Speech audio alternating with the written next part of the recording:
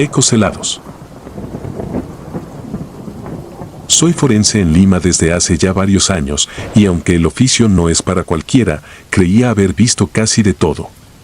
Mi rutina siempre fue sencilla. Llegaba al edificio algo antes de las 10 de la noche, revisaba el parte diario y constataba la llegada de nuevos cuerpos para la autopsia o análisis preliminar. Trabajaba mayormente en silencio, a solas con los difuntos. Cuando uno pasa tanto tiempo en la morgue, aprende a convivir con ese silencio que parece adueñarse de cada rincón. A veces podía escuchar ruidos por los pasillos, pasos, o algo que parecía un crujido de madera, pero lo atribuía a la antigüedad de la estructura y a la soledad de la madrugada. Sin embargo, aquello que presencié hace un par de semanas fue tan perturbador que no puedo dormir tranquilo desde entonces. Nunca olvidaré aquella madrugada. Eran cerca de las 3 de la mañana cuando escuché unos golpes. Venían con claridad desde la cámara frigorífica, un lugar donde jamás se deberían oír sonidos de ese tipo. Al principio pensé que quizá era un error de mi mente cansada, una alucinación auditiva provocada por tantas horas sin pegar ojo, pero los golpes se repitieron de manera insistente. Me levanté con cautela, sintiendo un nudo en el estómago que me pesaba como una piedra. Abrí la cámara, esperando encontrar algo fuera de lugar. Todo parecía en orden, los compartimentos se veían cerrados y los cuerpos envueltos como de costumbre. Solo que en la esquina, un cuerpo embolsado se movía levemente. Yo creía con firmeza que los cuerpos que llegaban hasta aquí estaban ya sin vida. Mi primer pensamiento fue que alguien había cometido un error.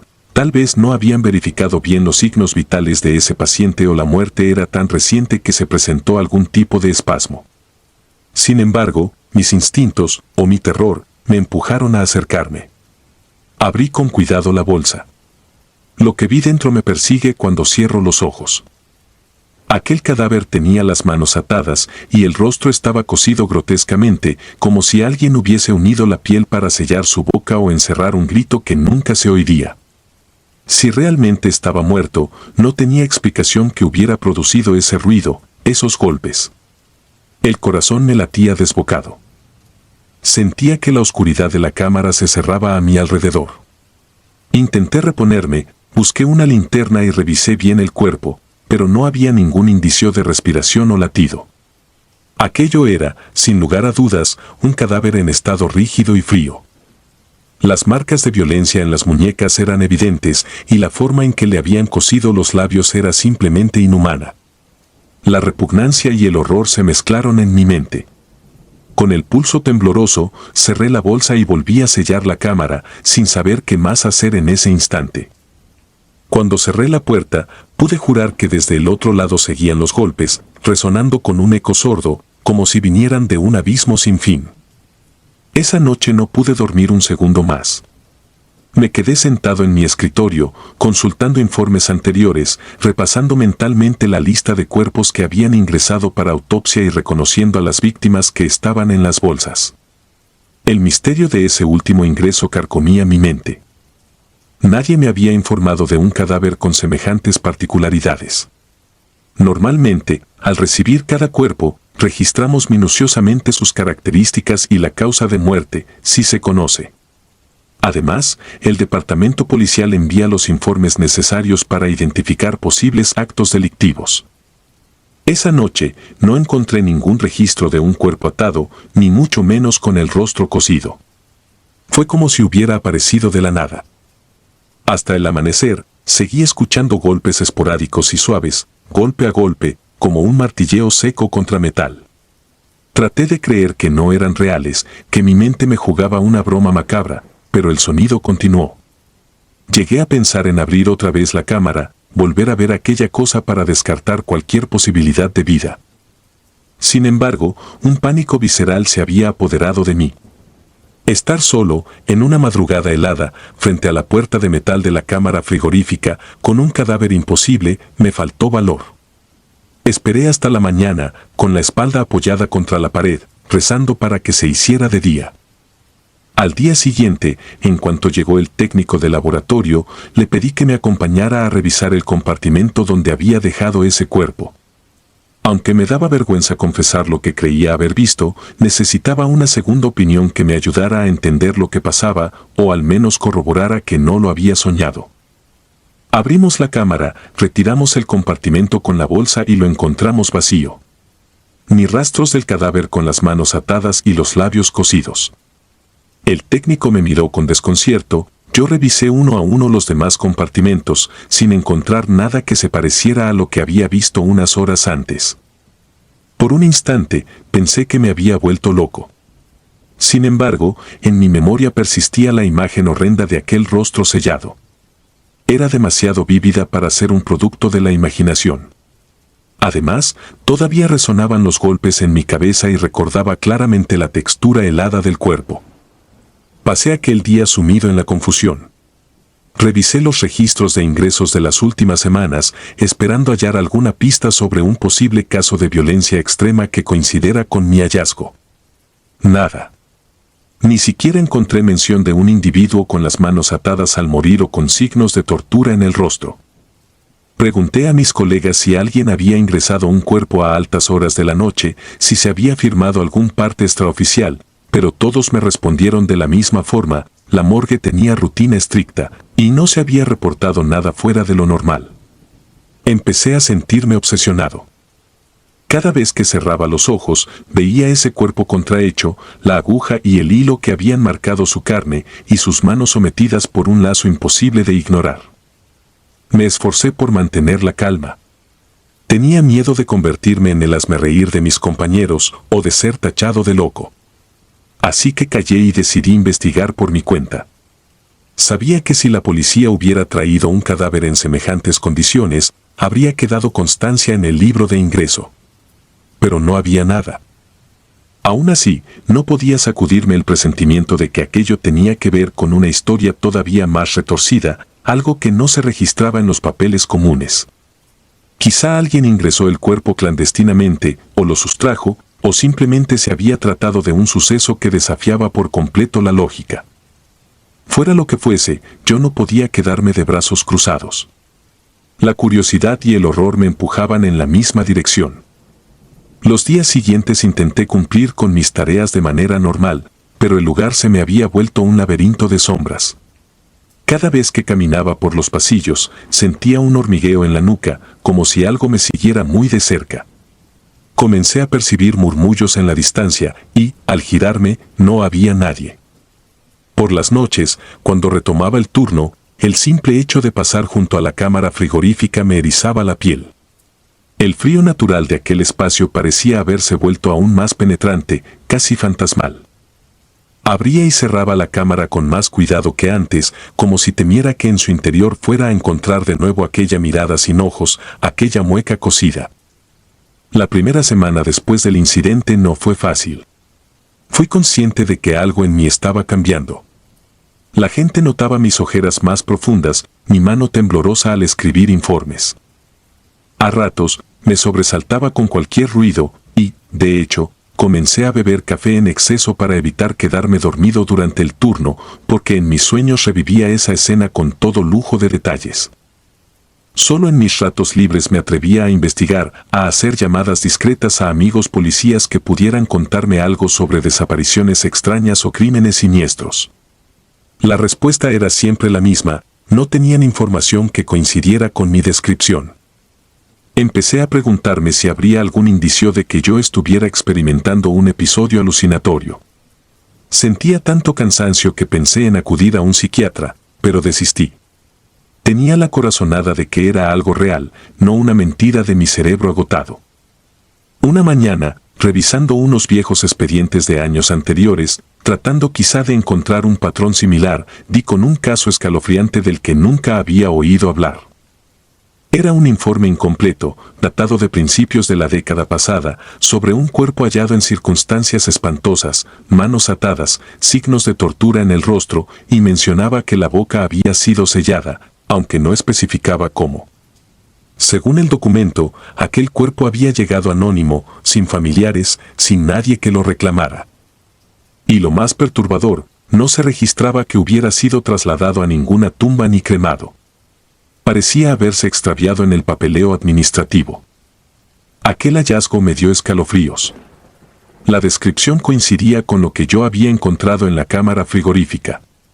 Sentí un latido de esperanza y pánico a la vez. Quizás no estaba loco. Quizás ese cuerpo llevaba tiempo apareciéndose en la morgue como un fantasma errante, atado a un pasado de violencia y horror. La mente me bullía de hipótesis. Imaginé una cadena de crímenes ocultos, una mafia que desaparecía cuerpos para no dejar rastro. O quizá algo más siniestro, que ese cadáver estaba atrapado entre la vida y la muerte, clamando de alguna manera por ayuda.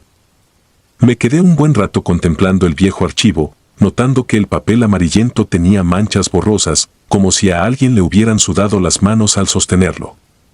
Sentí una presencia, un escalofrío que me recorrió la columna vertebral. Conforme los días avanzaban, empezaron a suceder cosas todavía más extrañas. Yo seguía con mi rutina nocturna, pero la morgue se convirtió en un escenario de sombras imposibles. Escuché llaves cayendo al suelo sin explicación, vi luces parpadeantes en habitaciones que deberían estar cerradas. En una ocasión, en medio de la noche, me pareció ver a alguien cruzar el pasillo con una bata blanca, pero cuando salí corriendo tras esa figura, no había nadie. El guardia de seguridad, sentado en su garita, me aseguró que nadie había pasado por ahí y que las cámaras no registraban movimiento alguno. En otra oportunidad, encontré rastros de humedad alrededor de la cámara frigorífica, como si alguien hubiera salido goteando. Pero no había ningún cuerpo fuera de su compartimento. Esa sensación de persecución permanente se multiplicaba. Empecé a sentir que algo me observaba detrás de las puertas o al otro lado de las ventanas con cristales opacos. Llegué a temer que el cadáver que había descubierto, de algún modo, caminara por los pasillos buscando escape, con sus pies silenciosos y fríos. Me atormentaba pensar que quizá no podía descansar hasta que se hiciera justicia, hasta que alguien comprendiera el alcance de su sufrimiento. Al mismo tiempo, el terror me robaba la cordura, porque ¿cómo podía un cadáver, con la boca cosida y las manos atadas, desplazarse por la morgue? La lógica me decía que era imposible, pero cada noche me encontraba con evidencias de que algo se movía en el interior de ese lugar gélido, como un murmullo atrapado en la penumbra. Llegó un momento en que sentí la urgencia de hablar con el director de la morgue, aunque fuera para advertirle que sucedían cosas que no podía explicar. Era un hombre serio, reservado, que no creía en supersticiones. Me escuchó con atención, pero sus ojos mostraban incredulidad. Sin acusarme de loco, me dijo que tal vez estaba forzándome demasiado con los turnos nocturnos y que me tomara un par de días de descanso. Yo no podía irme y dejar este tema a medias, necesitaba respuestas. Sin embargo, por prudencia, acepté al menos tomarme una noche libre, con la esperanza de dormir un poco y aclarar mis ideas. Pero lo que ocurrió esa noche en mi casa fue todavía más terrible. Mi departamento era un lugar sencillo, a poca distancia de la morgue. Me acosté temprano, decidido a descansar. Pero en cuanto cerré los ojos, me vinieron a la mente imágenes del cuerpo con el rostro cosido. Sentí un cosquilleo horrible en las manos, como si me sujetaran unas cuerdas invisibles. Quise sacudir esa sensación, abrir los ojos e incorporarme, pero me encontré inmóvil, atrapado en una especie de parálisis del sueño. Oí un golpeteo insistente, un toc-toc que crecía y crecía, y me pareció reconocer los mismos golpes que escuché aquella madrugada en la morgue. Cuando por fin logré despertarme, empapado de sudor, las manecillas del reloj marcaban las 3 de la mañana, la misma hora maldita en que se había originado aquel suceso. Me envolvió un pánico indescriptible al ver que la puerta de mi habitación estaba entreabierta, aunque yo recordaba haberla cerrado. Corrí a encender todas las luces de la casa, revisé cada rincón y no encontré nada. Pero, en el suelo, descubrí gotas de agua, como si alguien hubiera entrado dejando un rastro helado. Dormir se volvió imposible. Me vestí y salí, sin importarme la hora, con la necesidad de comprobar que la morgue seguía en pie, que la cámara frigorífica estaba sellada y que no me estaba volviendo loco. Llegué a eso de las 4 de la mañana. El guardia me miró extrañado, pero no me impidió el paso. Al entrar, noté un frío más intenso de lo habitual, un aire casi asfixiante. Fui directo a la cámara frigorífica y pasé mi mano sobre la puerta metálica, sintiéndola extrañamente caliente por fuera. El corazón me dio un vuelco. Abrí con cuidado y eché un vistazo al interior, usando la linterna. Vacío, igual que siempre. Pero había algo que me heló la sangre. En la pared interior de la cámara se distinguían huellas de manos, como si alguien hubiera apoyado sus palmas contra la superficie empañada y las hubiera deslizado hacia abajo. Cada marca terminaba en unos manchones rojizos que parecían rastros de sangre seca. Di un paso atrás, atónito, y cerré la puerta temblando. Me volteé y me pareció escuchar un suspiro, tan cercano que casi sentí el aliento en mi nuca. Con el transcurso de los días, fui construyendo una teoría que apenas me atrevía a pronunciar en voz alta. Ese cuerpo no solo era un cadáver con signos de tortura, era una especie de presencia errante que, por algún motivo, seguía atada a este mundo. Quizá necesitaba que alguien revelara la verdad sobre lo que le habían hecho. Sospechaba que había sido víctima de un crimen atroz que jamás se resolvió, que tal vez un grupo de personas lo hizo desaparecer oficialmente, pero no pudieron deshacerse de su espíritu en pena. En aquel informe viejo que encontré, se mencionaba de forma muy escueta que al difunto jamás se le registró huella dactilar, ni se pudo establecer su identidad. Eso me llevó a suponer que pudo ser alguien indeseado o con información peligrosa que acabó torturado y asesinado, y cuyo cuerpo, quizás, se utilizó como amenaza o escarmiento para otros. Y por alguna razón, había vuelto. Solo tenía la corazonada de que me había elegido a mí como testigo. Lo peor de todo es que, con cada hora que pasaba, sentía que ese cadáver iba cobrándose un precio en mi cordura. De día, me costaba incluso hablar con los colegas, porque cada vez que ponía un pie en la morgue, me parecía escuchar ecos, golpes, un leve murmullo como si alguien intentara pronunciar mi nombre detrás de la pared. Mi piel se erizaba y un sudor frío empapaba mis manos. Muchos comenzaban a observar mi semblante pálido, mi expresión de agotamiento. Algunos me preguntaban si estaba enfermo, otros me ofrecían ayuda, pero yo no podía explicar lo que sucedía sin quedar como un paranoico. Guardaba ese secreto en mi interior con la esperanza de que todo terminara de repente, como si nunca hubiera pasado. Pero las señales se hacían más claras. Hubo una madrugada en que apareció un charco de agua teñida de sangre justo frente a la sala de autopsias. Otro día, la cámara de seguridad de un pasillo registró un corte extraño en la cinta, la imagen se congeló a las 3 de la mañana y, al reanudarse, se veía la puerta de la cámara frigorífica abierta, sin que nadie la hubiera tocado. Mostré esa grabación al guardia y él tampoco supo explicarlo. Una tarde, decidí poner punto final a mi desconcierto. Revisé el archivo viejo en busca de direcciones o nombres que me indicaran dónde ocurrió el crimen inicial.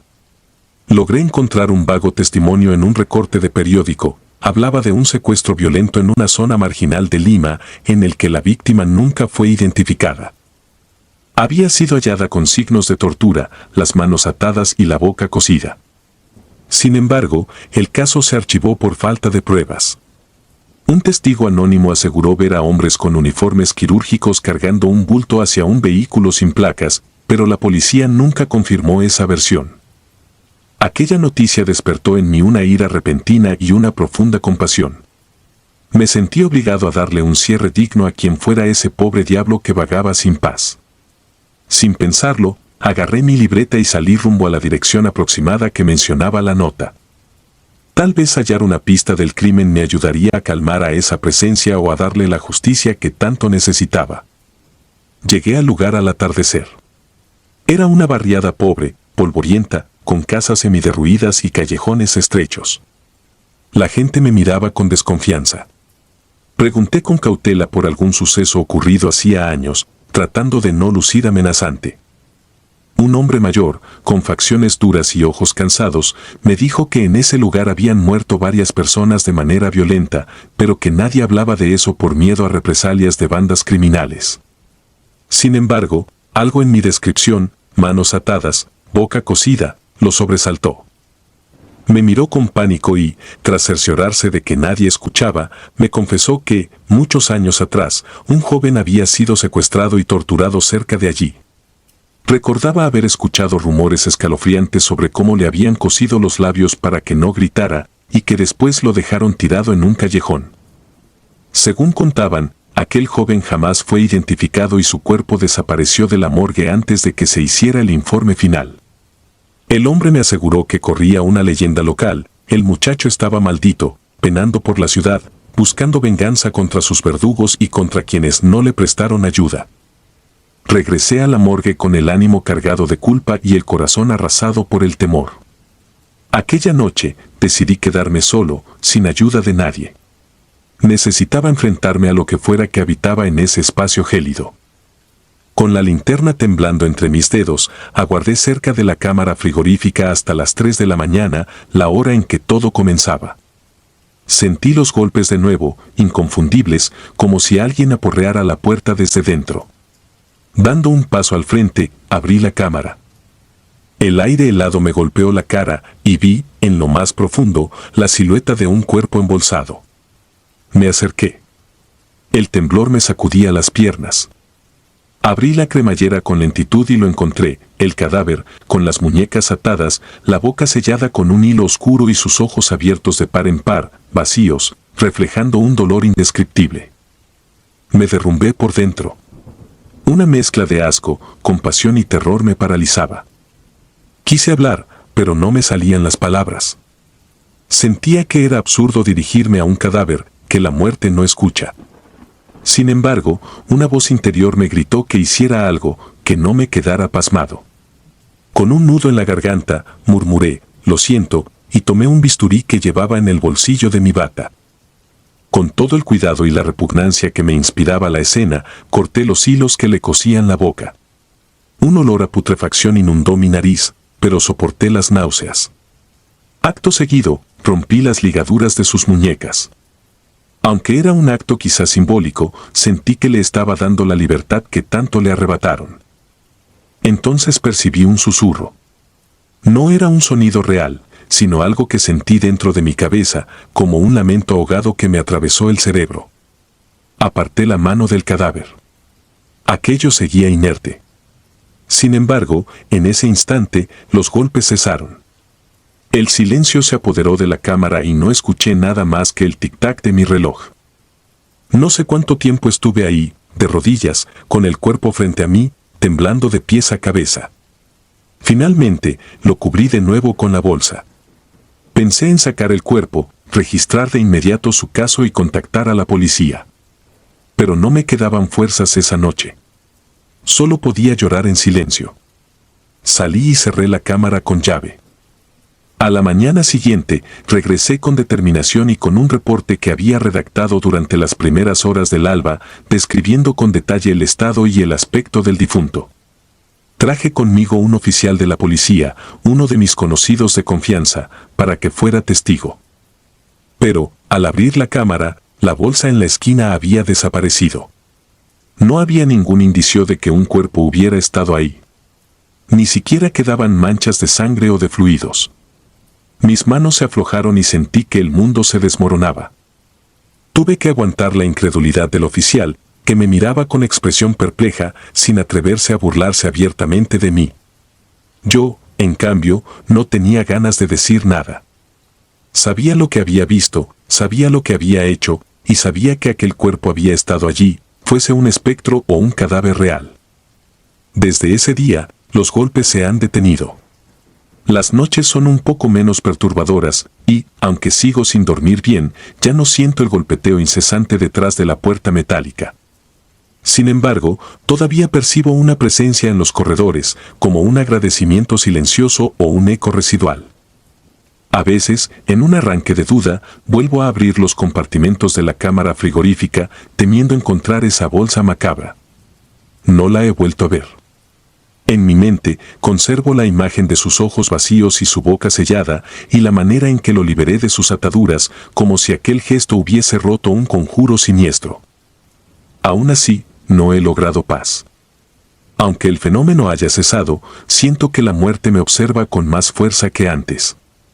Cuando cierro los ojos, en mis sueños, me veo a mí mismo con los labios cosidos, incapaz de gritar, golpeando desde dentro una cámara frigorífica que parece no tener fin. Despierto con un jadeo, cubierto de sudor y con el corazón a punto de estallar. Jamás volveré a ser el mismo. He comprendido que la morgue no solo es un lugar donde descansan los cuerpos sin vida, sino también un reino extraño donde vagan historias inconclusas, clamando por ser escuchadas. Y yo he escuchado esa historia. Aunque me cueste admitirlo, sé que formo parte de ella. Intento pensar que, de alguna manera, ayudé a ese espíritu atormentado a encontrar un mínimo consuelo. No hay día en que no recuerde el olor, el frío intenso y aquellos golpes inexplicables. Mis colegas a veces mencionan sucesos raros, ruidos inexplicables, historias que prefieren dejar en el olvido para no perturbar su cordura. Yo procuro guardar silencio. He decidido no compartir nunca todos los detalles, pues dudo que me crean y temo que al evocarlo, vuelva a mí. Cada noche que paso en la morgue, hago mi trabajo en silencio, con respeto y temor reverencial por quienes yacen ahí. Me persigue la idea de que, en cualquier instante, una mano helada podría tocar mi hombro desde atrás, o que, al abrir una bolsa, me encuentre de nuevo con aquel rostro cuyos labios cosí y desaté a la vez. Soy forense en Lima y viví en carne propia el horror de un cadáver imposible. Puedo decir que la muerte tiene formas de hablarnos que no comprendemos, que hay historias que no se sellan con un acta oficial, ni se acallan con las puertas metálicas de una cámara frigorífica. Algunos muertos regresan para exigir justicia o, al menos, para recordarnos que su sufrimiento no será enterrado tan fácilmente.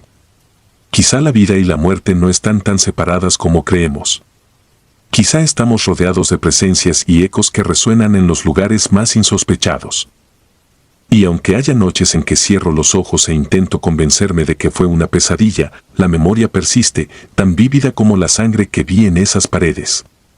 No sé si volverá a aparecer otro cuerpo envuelto en sombras y gritos silenciados, pero si llegara ese momento, espero no huir. Porque, de algún modo, comprendo que a veces somos el último recurso de los que no pueden descansar en paz.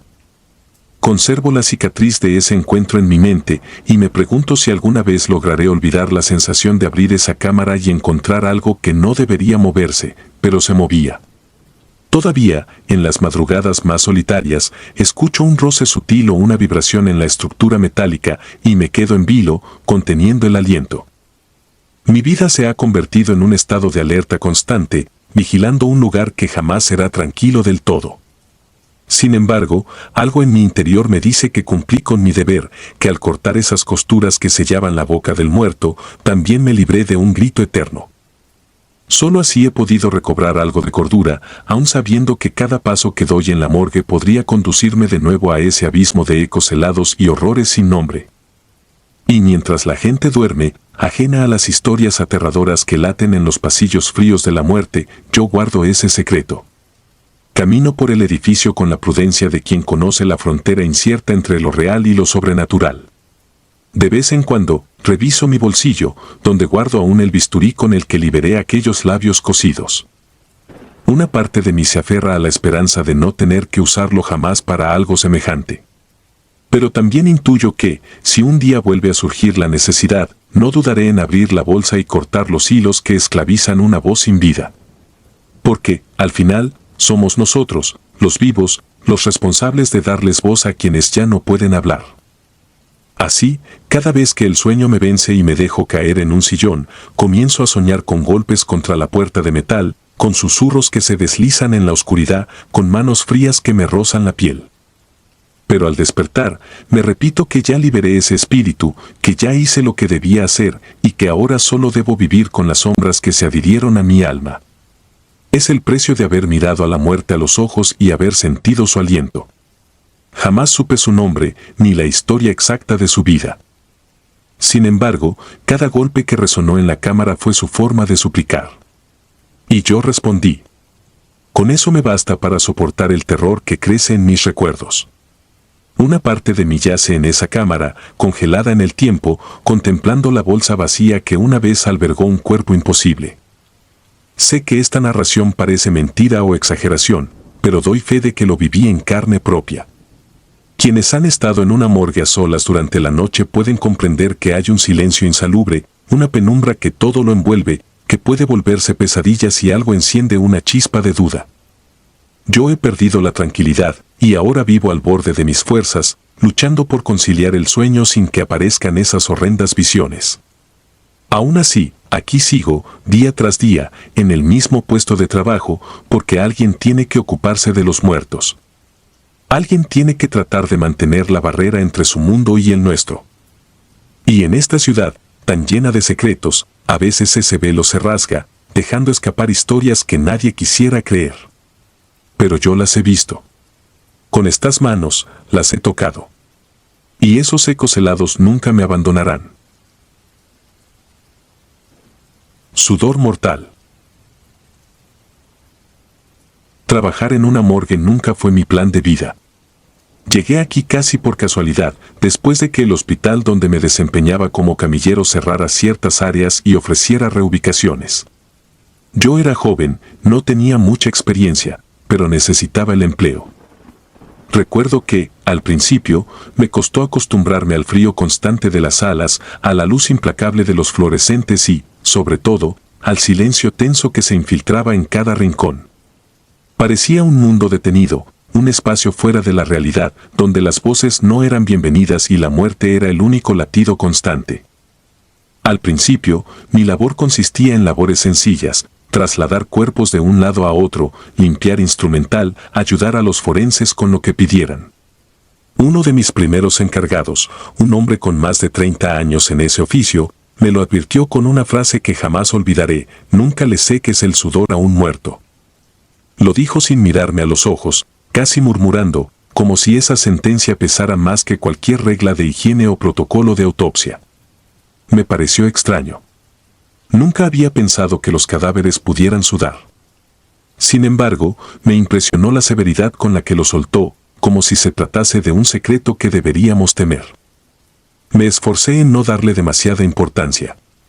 A fin de cuentas, me parecía un mito, algo que se contaba para asustar a los novatos.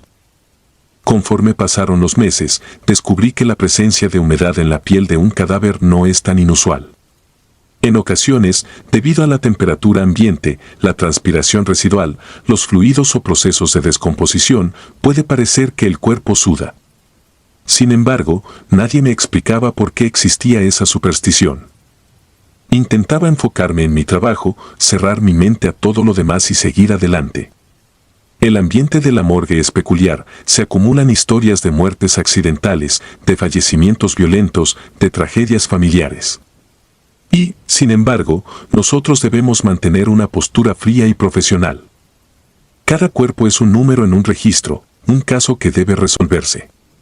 Pero a pesar de la disciplina que intentaba forjar, a veces no podía evitar sentir cómo mi estómago se revolvía cuando veía heridas demasiado graves o cuando reconocía en el rostro sin vida a alguien que, tal vez, vi caminar por los pasillos de ese mismo hospital días antes. Hubo un caso que marcó un antes y un después en mi percepción de las cosas. Era una tarde helada de invierno, afuera la lluvia caía en ráfagas que sonaban contra los ventanales de pasillo y me avisaron que había llegado un cuerpo nuevo para la autopsia. Debía hacer el registro de rutina, preparar la mesa y avisar al forense que le correspondía. Todo normal. Sin embargo, cuando abrieron la puerta principal, me di cuenta de que algo en el ambiente se había tensado con una fuerza casi palpable. Un olor muy penetrante me golpeó y, aunque estaba acostumbrado a los olores de la descomposición, había algo distinto en ese tufo. Parecía una mezcla de óxido, tierra mojada y un vaho denso que se metía en la nariz hasta hacer que me ardieran los ojos. El cadáver pertenecía a un hombre de unos 40 años, de complexión robusta. Su cuerpo estaba empapado, como si hubiera sudado profusamente, o tal vez hubiera estado sumergido en agua. Sus ojos se encontraban abiertos, con una expresión de terror tan profunda que me hizo desviar la mirada de inmediato.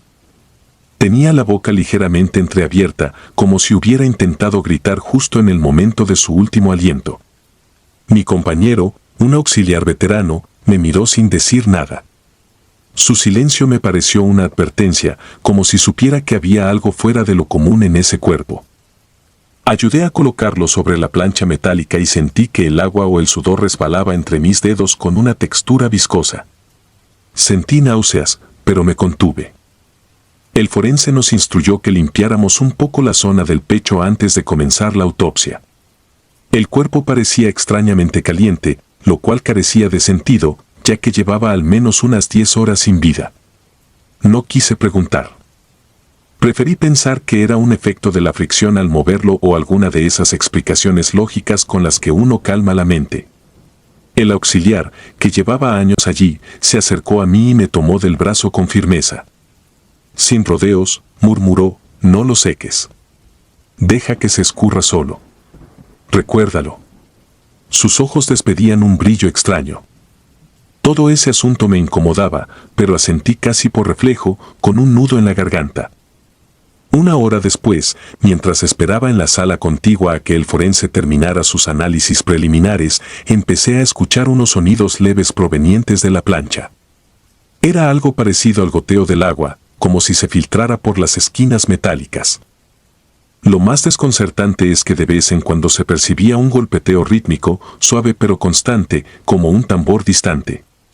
Intenté distraerme con mis labores en la computadora, ingresando datos, actualizando archivos. Sin embargo, sentía la piel erizada, la nuca congelada de tensión. Cuando el forense salió, noté que su rostro estaba pálido. Parpadeó varias veces y me dijo que la autopsia la reanudaría después de la hora de la comida.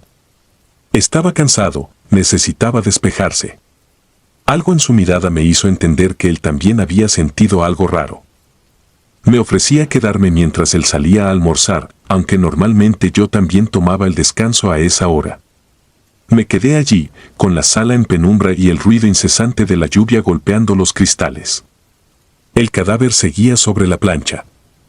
Una luz mortecina de uno de los tubos fluorescentes parpadeaba, haciendo que el cuerpo pareciera moverse, aunque sabía que era mi imaginación. Necesitaba serenarme. Recité en mi mente el protocolo, verificar el estado de los instrumentos, cerciorarme de que todo estuviera ordenado para cuando el forense regresara. Aún así, no podía evitar mirar de reojo al muerto. En cierto momento, sentí un impulso inexplicable de acercarme a aquel cuerpo. Tenía esa humedad que se había acumulado sobre el pecho, un sudor espeso y oscuro. Recordé de pronto la frase, esa que mi antiguo encargado me había soltado al iniciar mi labor, nunca le seques el sudor a un muerto. Un escalofrío me recorrió de pies a cabeza. Sentía curiosidad, sí, pero también un temor que me paralizaba. ¿Qué podía suceder si rompía esa regla no escrita? La lógica me decía que era solo una superstición. No obstante, la atmósfera en la morgue, el olor, la vibración casi tangible que flotaba en el aire, todo me decía que me mantuviera al margen. Minutos más tarde, algo me hizo girar la cabeza de súbito. Podía jurar que el muerto había movido la mano. O tal vez fue un acto reflejo, uno de esos espasmos que a veces ocurren en los cadáveres y que no suelen tener importancia. Pero verlo me llenó de un miedo visceral. Mi corazón latía tan fuerte que sentía las pulsaciones en los oídos. Miré con mayor detenimiento y creí ver que las gotas se deslizaban más rápido por su cuerpo, como si lo estuvieran cubriendo con una capa de sudor aún más profunda. La frente se le perlaba de humedad, un brillo antinatural se dibujaba sobre su piel cetrina. De pronto, me di cuenta de que aquella frase ya no era un simple mito para mí, algo en mi interior me gritaba que no me atreviera a secarlo. Me mantuve firme, sin dar un solo paso, observando con recelo. El tiempo se hizo eterno. Escuchaba el tic-tac imaginario de mi reloj, el ruido de la lluvia, el palpitar acelerado de mi pecho. Sentía un hormigueo en la nuca, como si alguien estuviera observándome desde la esquina. Pero no había nadie, solo la presencia quieta y a la vez tensa de aquel hombre sin vida. Cuando el forense regresó, pareció aliviado de verme allí. No dijimos una sola palabra mientras él retomaba su trabajo. Se acercó al cuerpo y noté que evitaba tocar el sudor, que usaba gasas para cubrir ciertas zonas sin llegar a frotarlas. Ese detalle no era usual, porque normalmente se limpiaba todo con meticulosidad, sin preocuparse por supersticiones. Pero algo le detenía. Fue ahí cuando comprendí que no era el único que sentía esa opresión casi sobrenatural. En los días siguientes, el recuerdo de ese cadáver siguió martillándome la mente. Me tocó presenciar la autopsia completa y los resultados arrojaron datos extraños, El corazón del difunto tenía signos de un fallo fulminante, pero sus órganos internos presentaban un nivel de humedad inusual, casi como si hubiese muerto ahogado desde dentro. También hallaron restos de fluidos que no correspondían con la escena en la que se encontró el cuerpo. Fue un caso que causó revuelo entre el personal, pero se archivó como un ataque cardíaco sin más. Todo el mundo parecía querer olvidarlo. Sin embargo, yo no podía, porque cada noche soñaba con esa mirada congelada en el terror, con ese sudor pegajoso que se deslizaba como un aviso o una advertencia. Después de ese suceso, cada vez que llegaba un cuerpo con esas características, con un ligero rocío de humedad, me sentía invadido por una especie de ansiedad. No podía evitarlo. Era como si temiera que en cualquier momento ese sudor pudiera cobrar vida, extendiéndose por la sala con intenciones siniestras. Empecé a tener dificultades para dormir. Al cerrar los ojos, veía sombras arrastrándose por mi habitación, escuchaba sonidos de goteo en la cocina, como si se filtrara agua por el grifo. Me levantaba aturdido, revisaba con nervios las tuberías y no encontraba ninguna fuga. Mi paranoia crecía. Llegué a sentirme vigilado, como si una presencia me acompañara a todas partes. Hablé con mi compañero más veterano, el mismo que me advirtió que nunca secara el sudor de un muerto. Lo encontré un día en la cafetería, solo, tomando un café. Me senté a su lado y, en voz baja, le pregunté, ¿por qué no se debe secar el sudor de un cadáver? Él alzó la mirada sin apenas mover el rostro y, con un hilo de voz, me confesó que era una superstición antigua que circulaba entre quienes manipulaban cuerpos. Decían que, si limpias la última gota de sudor de alguien que no murió en paz, es como absorber su agonía, como quedar marcado por sus últimas sensaciones de terror o angustia. Lo enunciaba con seriedad, pero sin afán de convencerme, casi con vergüenza de creer en algo tan inverosímil. Sin embargo, añadió que a lo largo de su vida en la morgue había visto demasiados casos inexplicables. Al terminar, se levantó de la mesa y se marchó sin despedirse. Poco después, sucedió lo peor. Un día llegó un cuerpo de una mujer joven, fallecida en circunstancias confusas. El caso era delicado y pedían nuestra máxima rapidez en el análisis forense. Teníamos prisa. La mujer presentaba una leve transpiración en las sienes, algo apenas perceptible, quizás por la forma en que la habían encontrado. El forense no estaba disponible y me pidieron agilizar la limpieza y el registro fotográfico preliminar. Recordé la advertencia y, en un primer impulso, evité la zona. Pero yo no era el único trabajando allí esa noche. El auxiliar más reciente, un chico que había ingresado hacía apenas un par de semanas, tomó una toalla y, sin pensarlo, comenzó a limpiar el rostro de la difunta para facilitar la toma de fotografías. No se percató de mi mirada atónita. Quise detenerlo, pero dudé. ¿Quién era yo para imponerle una superstición irracional? Sin embargo, un presentimiento me gritaba que se detuviera. En cuanto él posó la toalla sobre la piel fría de la mujer, algo extraño ocurrió. No fue un movimiento brusco, ni un sobresalto típico de un espasmo post-mortem. Fue una sensación, casi diría que un cambio súbito en la atmósfera. El foco principal parpadeó 2 veces y se apagó unos segundos, dejándonos en una penumbra agobiante. Escuché el sonido de la respiración agitada de mi compañero, como si de pronto se hubiera quedado sin aire. Cuando la luz volvió, él estaba pálido, con la toalla firmemente apretada entre sus dedos, y la tela parecía empapada en un líquido oscuro.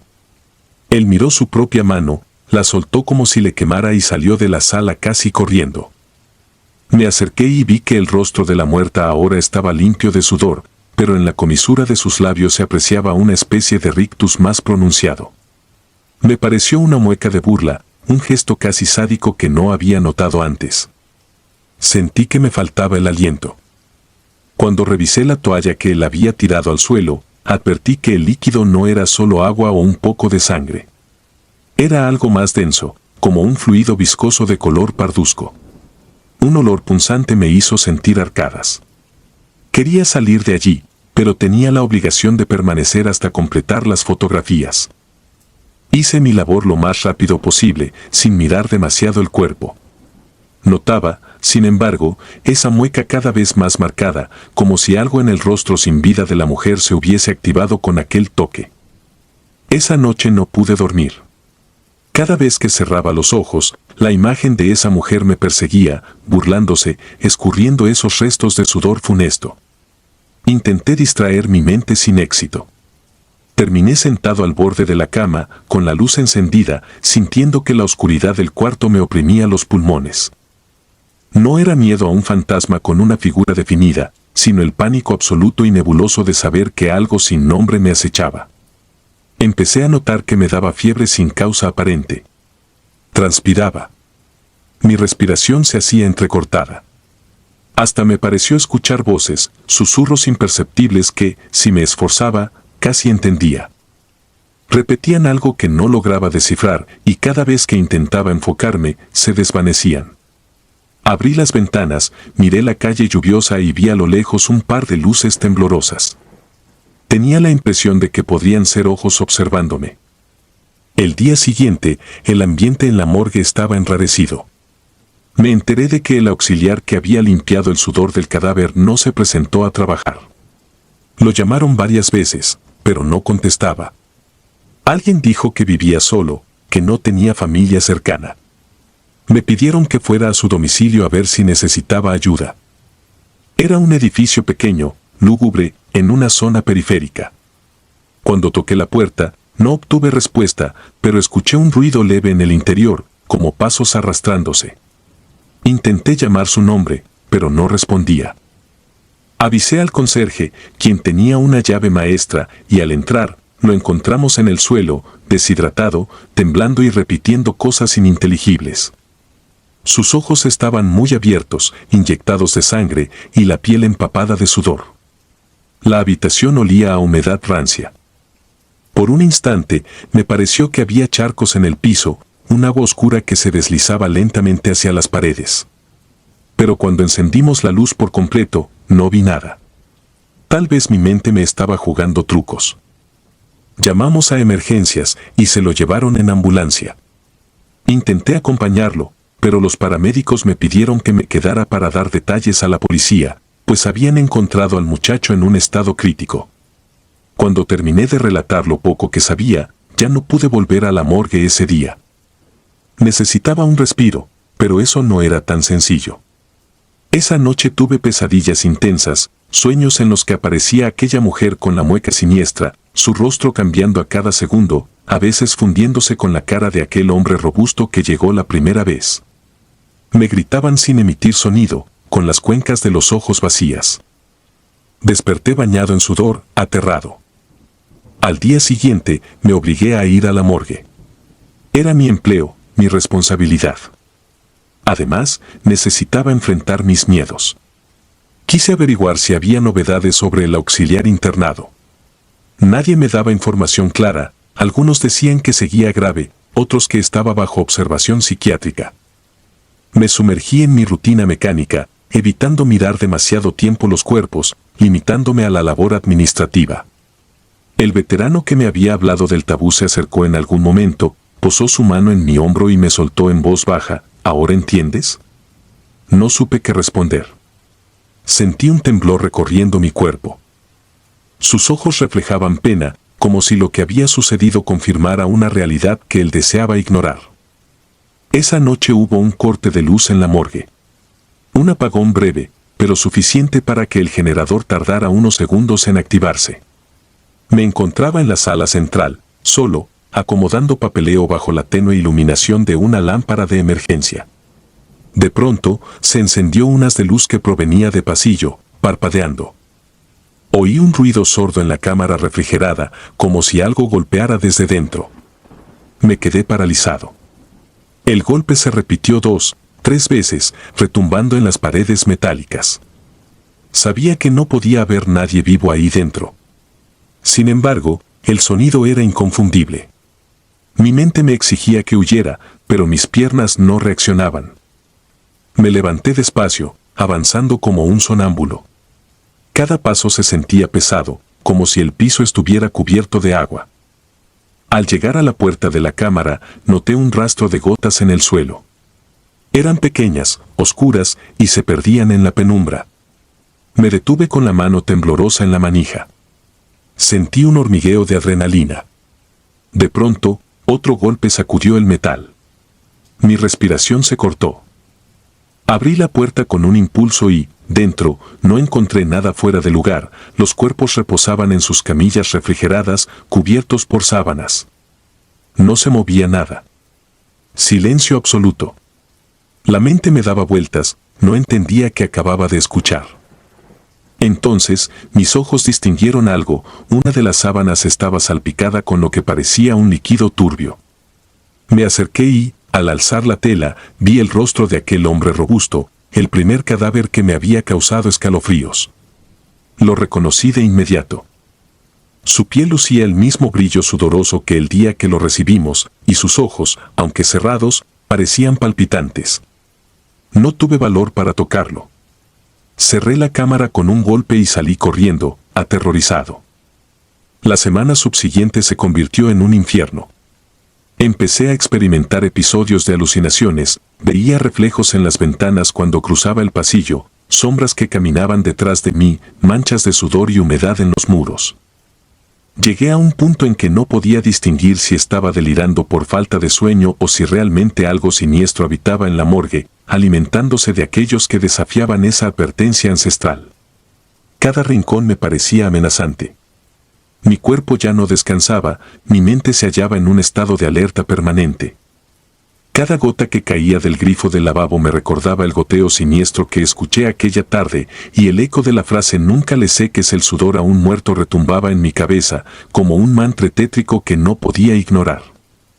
Una noche, después de mi turno, me quedé dormido en los vestidores, incapaz de manejar hasta mi casa por el agotamiento que sentía.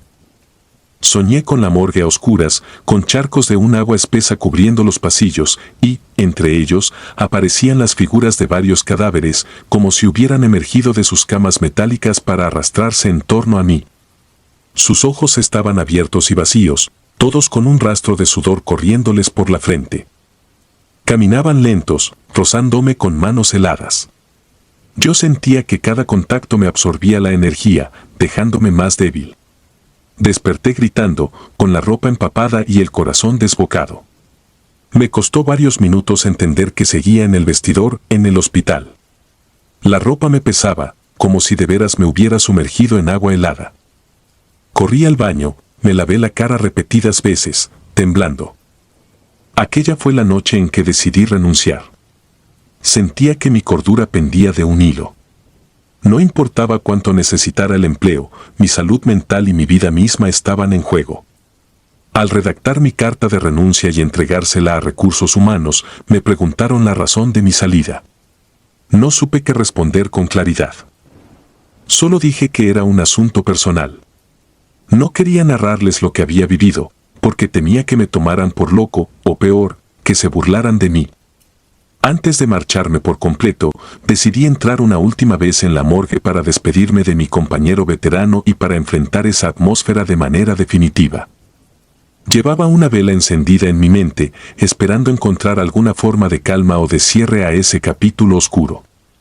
Lo hallé organizando papeles en la sala de autopsias. Le extendí la mano, pero él me abrazó sin decir palabra, como quien se despide de un hermano condenado a un destino incierto. «Tú hiciste caso», me dijo en voz baja, «y aún así, viste lo que pasa. Imagínate los que no». Sus ojos mostraban un cansancio infinitamente viejo, el de alguien que ha convivido demasiado tiempo con aquello que no puede explicarse. No dije nada. Me limité a sentir y a agradecerle por el tiempo compartido. Cuando crucé por última vez la puerta de la morgue, sentí un alivio que no puedo describir, aunque también cargaba conmigo un peso de incertidumbre. Han pasado algunas semanas y aún me asaltan pesadillas recurrentes. Me despierto sobresaltado, con la garganta seca, revisando mi cuerpo en busca de alguna humedad extraña. A veces creo escuchar gotas de sudor cayendo sobre la almohada, aunque sé que estoy solo, que es solo mi imaginación o mi miedo latente. He pensado en buscar ayuda psicológica, pero la sola idea de contar lo que sucedió me hace temblar. Prefiero escribirlo, dejar que estas palabras sean un testimonio de lo que viví, aunque no me libere por completo. Ahora comprendo la advertencia que me hicieron. Hay cosas que es mejor no tocar en la muerte. Puede que sea una simple superstición, un juego de nervios y coincidencias. Sin embargo, en mi carne sentí el peso real de esa consigna. Cuando trabajas con cadáveres, a veces notas cosas que escapan a la razón. No es nuestro lugar tratar de limpiar lo que la muerte ha dejado manchado. Eso pertenece a otro plano. Nunca le seques el sudor a un muerto resume toda esa dimensión de lo prohibido que se oculta tras las puertas metálicas de una morgue. Hoy me siento afortunado de haber salido con vida y en mis cabales, o al menos eso quiero creer. Hay noches en que me despierto con la certeza de que algo se mueve en la oscuridad de mi habitación y que, de un momento a otro, una mano gélida rozará mi brazo y me dejará la piel cubierta de ese sudor terrible que he jurado no tocar jamás. Me pregunto si alguna vez podré dejar todo esto atrás, si podré librarme de los ojos vacíos de tantos cadáveres que me observaban en silencio, reprochándome por interrumpir su último reposo. A veces pienso que quizá la muerte no es algo que deba ser violentado con toallas o gasas, sino un estado que merece su propia manera de resolverse, sin intromisiones humanas. El destino de aquellos que se atreven a hurgar o a limpiar lo que no se debe, puede ser más aterrador que la mera muerte, quedar atrapados entre dos mundos, con el espanto pegado a la piel, sin respuesta a los porqués. Es un secreto sin palabras que se respira entre quienes hemos pisado la morgue durante muchas lunas. Ahora, cada vez que veo un sudor frío en la frente de un vivo, no puedo evitar recordar el brillo de la frente de aquellos muertos que conocí. Y siento un escalofrío, porque sé que nadie está exento de un fin cruel y de un posmuerte igual de cruel. Quizá el verdadero terror radica en comprender que la muerte no se va cuando el corazón se detiene, que algo de nosotros queda suspendido, y que algunos rastros, como la humedad, persisten, reclamando lo que aún no ha sido comprendido. Mi mente sigue despierta en las madrugadas. A veces no sé si oigo la lluvia golpear la ventana o el goteo de aquel pasillo en la morgue. Todo se funde en el mismo terror. Sin embargo, hay algo que sí he decidido con absoluta firmeza: el silencio. No pienso volver a pronunciar palabra alguna sobre las cosas extrañas que presencié allí, fuera de este escrito. Quizá este sea mi modo de exorcizar los miedos. O tal vez sea una forma de advertir a otros sin necesidad de dar más explicaciones. Así funciona el horror, penetra poco a poco, sin avisar, y te doblega en el momento más inesperado. Y si has llegado a leer hasta aquí, solo puedo darte un consejo, aunque no lo creas o te parezca absurdo: si por alguna desgracia terminas cerca de un cadáver que presente gotas o charcos de un sudor inexplicable, recuerda la consigna más antigua de los pasillos de la morgue. Porque, al final, nadie sabe lo que pueda suceder después. Tal vez la muerte, en su misterio, decida cobrar su precio de una forma que no podamos concebir. Por eso, simplemente, nunca le seques el sudor a un muerto. No debieran existir. Comencé a trabajar en la morgue de un hospital de Chile a principios del año 2005. Era un trabajo silencioso, casi mecánico, que muchos evitaban por temor o superstición. Yo lo acepté porque necesitaba el dinero y porque, en el fondo, creía que nada podía asustarme. Había visto la muerte muy de cerca antes, pero no en condiciones tan impersonales y frías como las que encontré allí. El edificio era antiguo, con pasillos estrechos y pintura descascarada. El olor a desinfectante y formol me envolvía a cada paso, y la luz tenue de los fluorescentes añadía una atmósfera triste.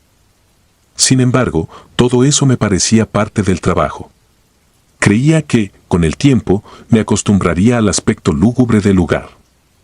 Los primeros días transcurrieron sin grandes altercados, más allá de la incomodidad inicial de enfrentarme a cuerpos sin vida. El silencio era un compañero permanente, solo interrumpido por el rumor sordo de las neveras donde se guardaban los cadáveres y el eco de mis pasos al caminar sobre el piso de baldosas.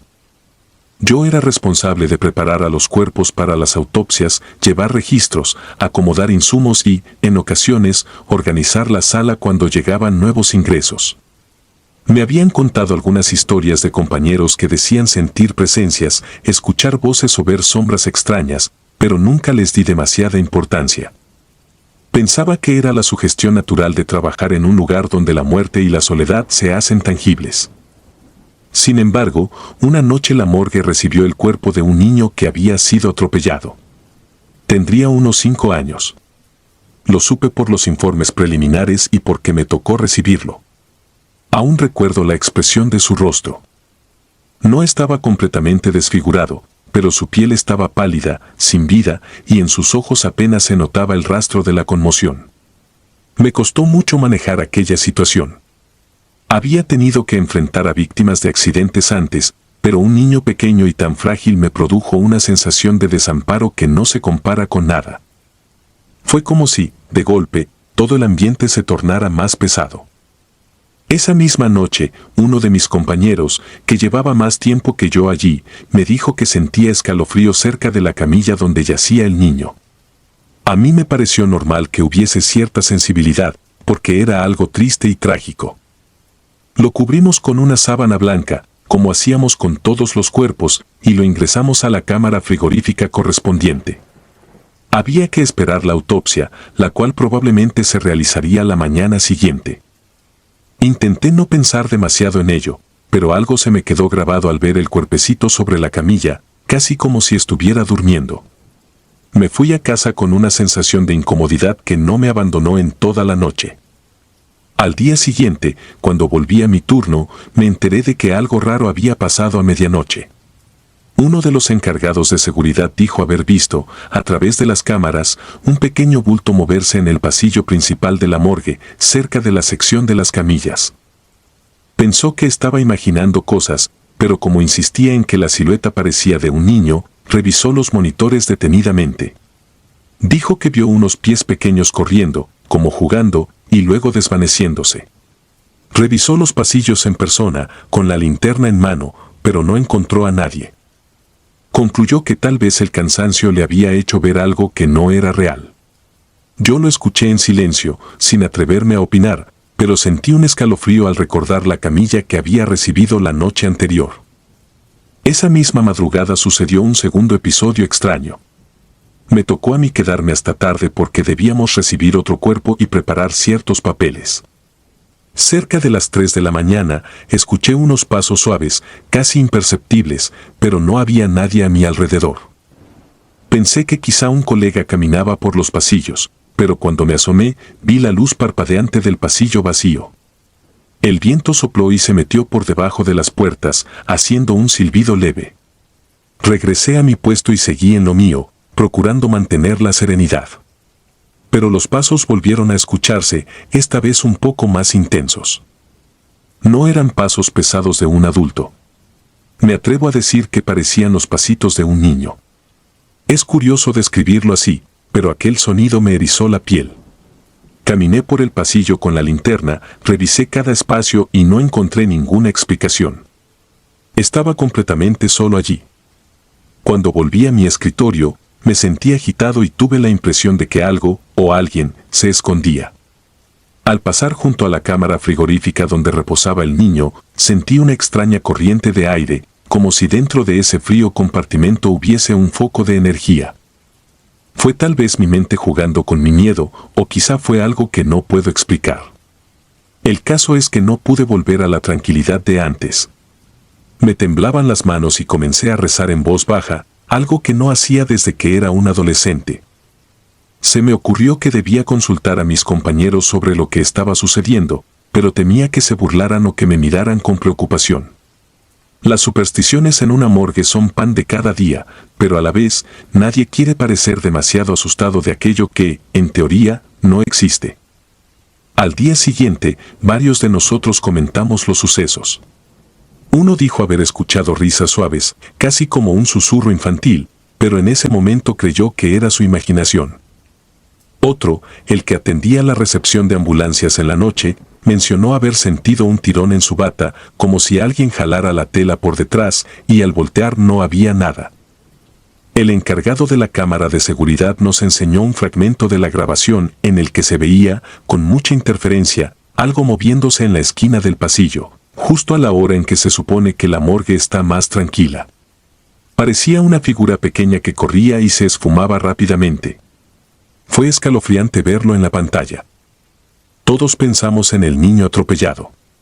Su cuerpo seguía allí, pendiente de la autopsia, y, de alguna manera, el lugar estaba impregnado de una sensación extraña. Como si hubiese un dolor residual suspendido en el aire. Nos preguntábamos si era el espíritu del niño, si acaso él no entendía todavía que había muerto, o si nuestra mente nos jugaba una mala pasada por la pena que sentíamos al tener aquel cuerpecito inerte en la morgue. Algunos decían que para las almas puras, como la de un niño, morir de forma tan abrupta genera confusión y a veces se quedan vagando. No todos creíamos eso, pero la atmósfera era cada vez más tensa. Pasaron un par de noches y los pasos se volvieron más frecuentes. A eso de las 3 de la mañana, muchos decían escuchar carreras por el pasillo, e incluso un llanto suave que nacía y moría en cuestión de segundos. Hubo un episodio que me heló la sangre, cuando estaba moviendo una de las camillas para acomodar un cuerpo distinto, vi de reojo lo que parecía la figura de un niño agachado. Fue solo un instante, pero juraría que vi el reflejo de unos ojos asustados. Al girarme para mirarlo directamente, desapareció como un suspiro. Quedé con el corazón en la garganta, y esa noche me fui más temprano, fingiendo un malestar estomacal. Al día siguiente, mis compañeros me contaron algo perturbador. Por la cámara de seguridad, habían visto que la sábana que cubría al niño se levantaba ligeramente, como si alguien la tomara y la moviera con cuidado. No hay manera de que sea una corriente de aire. Las sábanas, por lo general, se mantienen firmes y el aire frío de la cámara frigorífica no circula al punto de moverlas así. Revisaron la filmación una y otra vez, buscando un truco, y no encontraron explicación. Se veía claramente cómo la tela se alzaba despacio y después volvía a caer. Muchos se negaron a revisar el cuerpo por temor a encontrarse con algo más sobrenatural. A esa altura, yo ya no me sentía seguro en mi propio puesto de trabajo.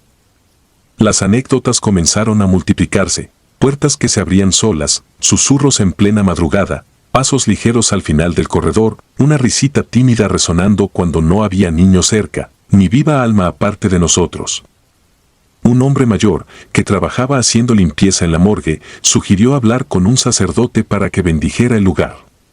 Decía que el alma del niño no descansaba y que, mientras estuviese atada a ese sufrimiento, seguiríamos oyendo cosas. Algunos estuvieron de acuerdo, mientras que otros, más escépticos, dijeron que no valía la pena. Al final, optamos por intentarlo, porque la situación era insostenible. Muchos de mis compañeros estaban asustados y la tensión se acumulaba. Así que una tarde, vino un sacerdote a rezar y a rociar agua bendita por los rincones. Nos reunimos en la entrada, cerramos las puertas y permanecimos en silencio mientras él invocaba oraciones para que el niño encontrara el descanso y para que el lugar fuese liberado de cualquier perturbación. No obstante, nada cambió. Esa misma noche, a las 3 de la mañana, volvimos a escuchar los pasitos corriendo, y esta vez fueron más fuertes. Un compañero, aterrado, salió disparado al pasillo con una linterna y gritó que había visto al niño sujetándose de una de las camillas, como si se escondiera. Cuando corrió hacia él, la figura se desvaneció. Nos reunimos todos, encendimos las luces, revisamos de punta a punta, pero no había nada. La morgue se sumió en un silencio casi irreal. A partir de ese momento, algunos renunciaron al poco tiempo. No querían seguir en un trabajo que los consumía de tal manera. Yo estuve a punto de hacer lo mismo, pero tenía deudas y una familia que mantener, así que me aferré a mi puesto, tratando de convivir con el horror que se respiraba. Fue entonces cuando algo verdaderamente perturbador ocurrió. Una madrugada, justo antes de que mi turno terminara, me quedé a solas con el cuerpo del niño, que seguía pendiente de que vinieran a llevárselo para su entierro, o tal vez para más exámenes. La burocracia de los trámites era lenta, y ese pequeño llevaba demasiado tiempo ahí.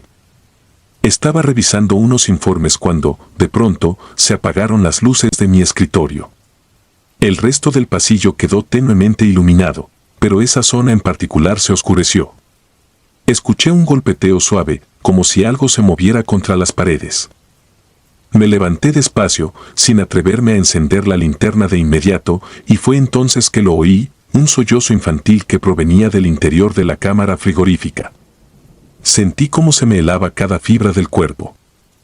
Encendí la linterna con mano temblorosa y caminé hacia la puerta metálica. El sonido del llanto se hizo más claro, y por un segundo pensé que tal vez, en un giro macabro de los hechos, el niño no estuviera realmente muerto. Pero eso era imposible. Teníamos los registros, los exámenes, todo apuntaba a que no había signos vitales desde la noche del accidente. Sin embargo, aquel llanto era real, profundo, desgarrado. Pegué la oreja contra la puerta y sentí que el llanto cesó. Me quedé paralizado por unos instantes, dudando de mí mismo, de mi cordura. Al cabo de unos segundos, cerré los ojos y decidí abrir la cámara. Supe que no era lo más sensato, que era algo arriesgado e irracional, pero no podía con la duda. Quizá necesitaba probarme a mí mismo que no existía nada paranormal, que todo era un rumor que nos había contagiado de miedo. Al abrir la puerta, el aire frío me golpeó el rostro, y mi linterna iluminó las sábanas blancas. El cuerpo del niño estaba allí, inmóvil. Me acerqué con cautela, conteniendo la respiración. Quería verificar que no hubiera nada raro, que no hubiera movimientos. Me quedé contemplando aquella figura diminuta, tan desprotegida, y me invadió una profunda tristeza. Dio la impresión de que su rostro se veía más sereno que antes. Me quedé unos segundos sin saber qué hacer. Quise retirarme, pero entonces percibí un murmullo, muy cerca de mi oído, como un susurro entrecortado, imposible de entender. Me giré y me pareció ver una sombra moviéndose en la parte trasera de la cámara, donde se apilaban otras camillas vacías. El llanto volvió, pero esta vez se mezclaba con una risa leve que ponía los pelos de punta. No sabría decir si era burla, desesperación o una mezcla de ambas cosas. Me quedé inmóvil. Sentí el aire denso, casi palpable. Por un segundo, pensé que perdía la razón. El haz de luz de mi linterna se sacudió por el temblor de mi mano y, cuando logré enfocar, no vi nada. Solo sentía la presencia, como si estuviera ahí, a mi alrededor, observándome. Salí de la cámara con el corazón a 1000 por hora, cerré la puerta y busqué a uno de mis compañeros. Lo encontré dormitando en una de las sillas de la entrada. Lo zarandeé y le pedí que me acompañara, pero él, adormilado, no terminaba de entender lo que le decía. Cuando por fin reaccionó y quiso acompañarme, regresamos a la cámara. Para entonces, ya no se escuchaba nada. Reinaba un silencio abismal, ese silencio tan característico de los hospitales en la madrugada. Mi compañero me miró con suspicacia, preguntando si tal vez había tenido una pesadilla despierto. Me quedé callado, sin saber cómo explicar lo que había vivido. Solo le dije que revisara las grabaciones, por si captaban algo inusual. Las revisamos al día siguiente. En efecto, se notaba un apagón leve en la sección de mi escritorio y luego el video perdía calidad por unos instantes. Se me veía entrar con la linterna y después nada más que estática. Tras unos segundos, la imagen volvía y ahí estaba yo, saliendo con el semblante desencajado. La grabación no había captado el sonido del llanto, ni la risa, ni mucho menos la sombra que yo creí ver. Quedé en evidencia como un lunático. Mis compañeros, aunque no se burlaron abiertamente, se mostraban incrédulos. Pero yo sentía en mi interior que no lo había imaginado. Estaba seguro de que algo muy real había sucedido. Los días siguientes trajeron más historias. Una enfermera que debía pasar por la morgue para llevar unos documentos al laboratorio contó que, al cruzar el pasillo, sintió que alguien le tocaba la mano, como el tacto de un niño que quiere llamar tu atención.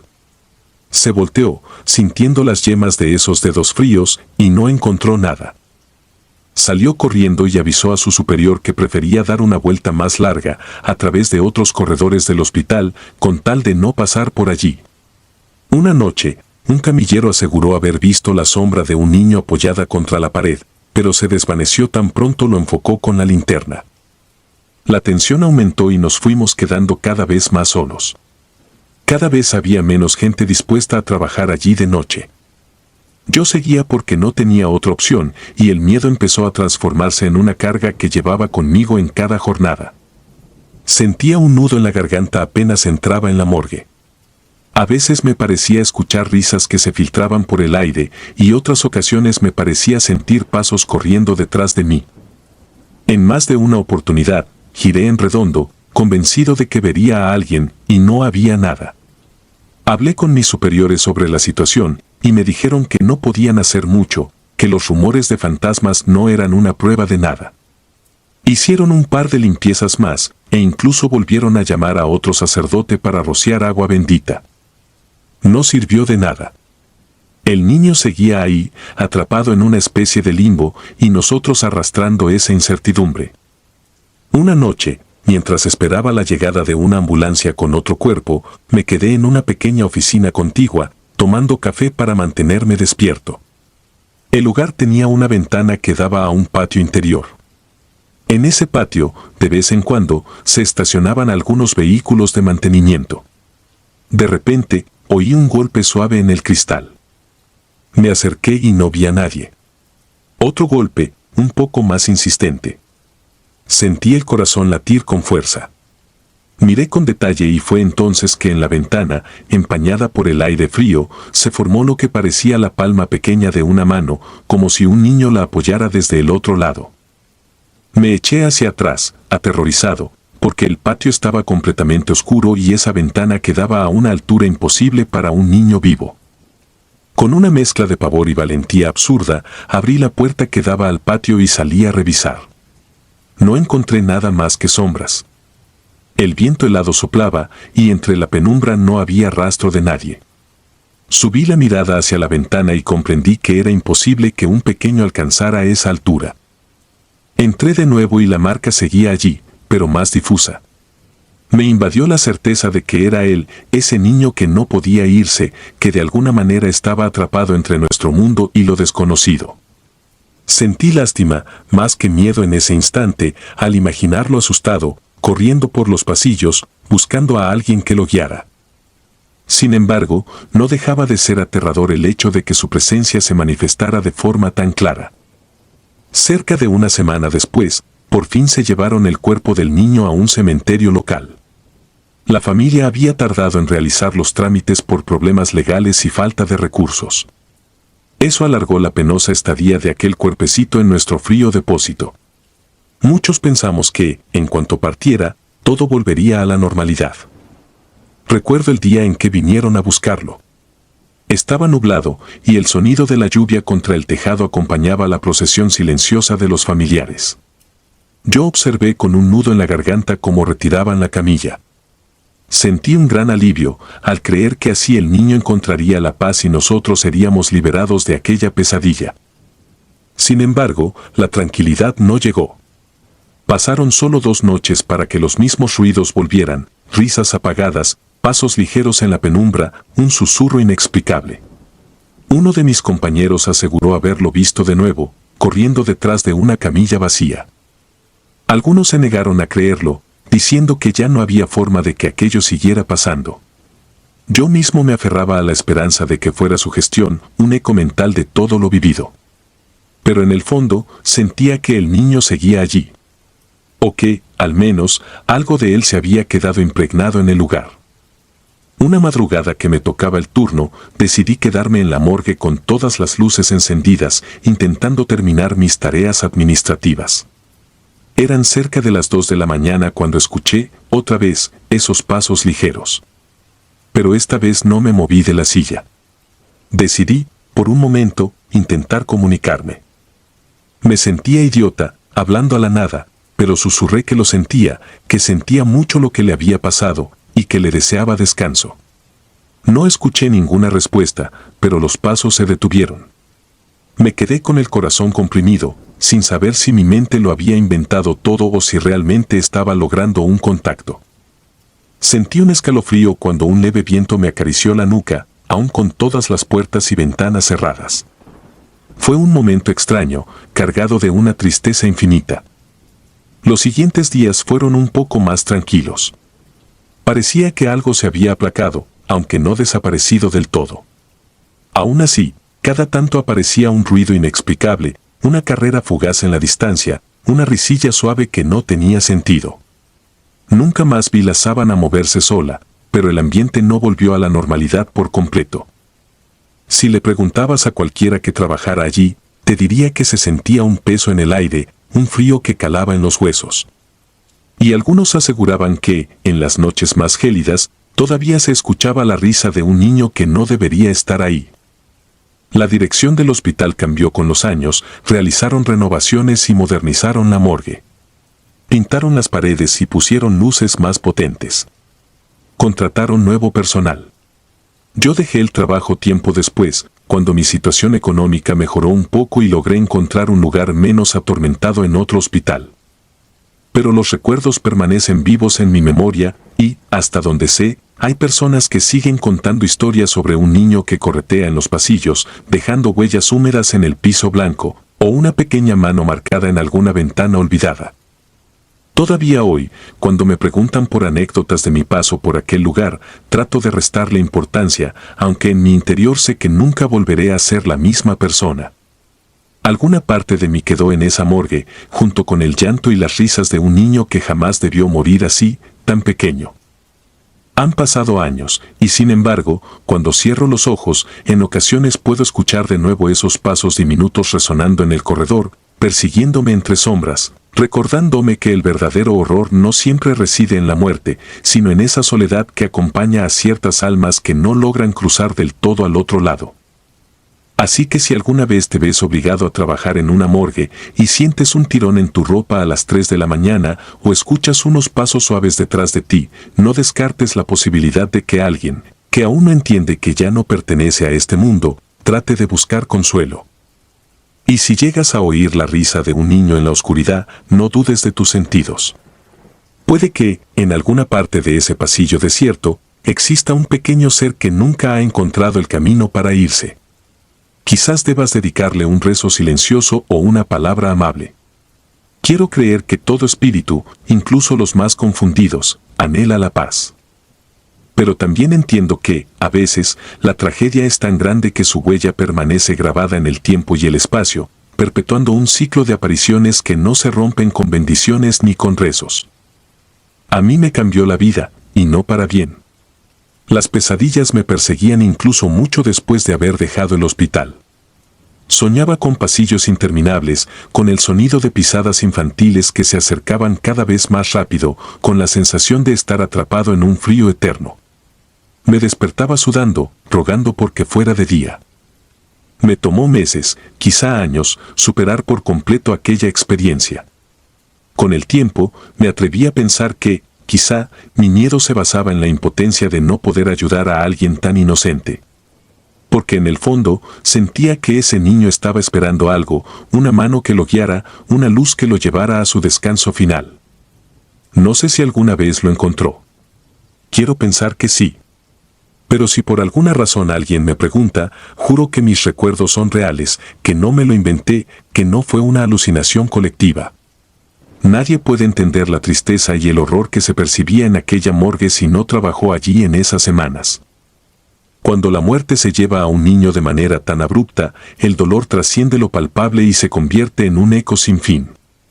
Así lo viví yo, y así lo contaré mientras tenga aliento para hablar.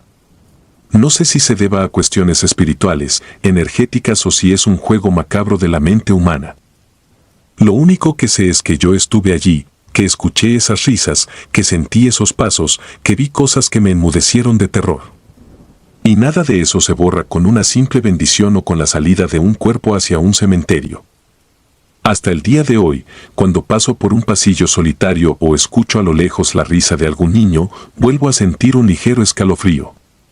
Es la marca que me dejó aquella experiencia. Una marca imborrable que me recuerda lo vulnerable que somos frente a lo desconocido, y lo frágil que resulta la línea entre la vida y la muerte. Algunas noches, cuando el insomnio me acecha, cierro los ojos e imagino al niño encontrando al fin la paz, alejado de la penumbra de aquella morgue, libre de todo sufrimiento. Quiero creer que, de una u otra forma, alguien o algo lo guió hacia la luz. Pero en mis recuerdos, sigue corriendo por esos pasillos, con sus pies diminutos resonando en la oscuridad, como un pequeño fantasma que no quiere irse. Es un sonido que, por más que pasen los años, jamás olvidaré. Si disfrutas de los relatos, te invitamos a apoyarnos con un like y un comentario, ya que eso nos ayuda muchísimo. Además, si aún no estás suscrito o suscrita, te animamos a formar parte de la comunidad del terror. Muchas gracias por escucharnos y por tu apoyo.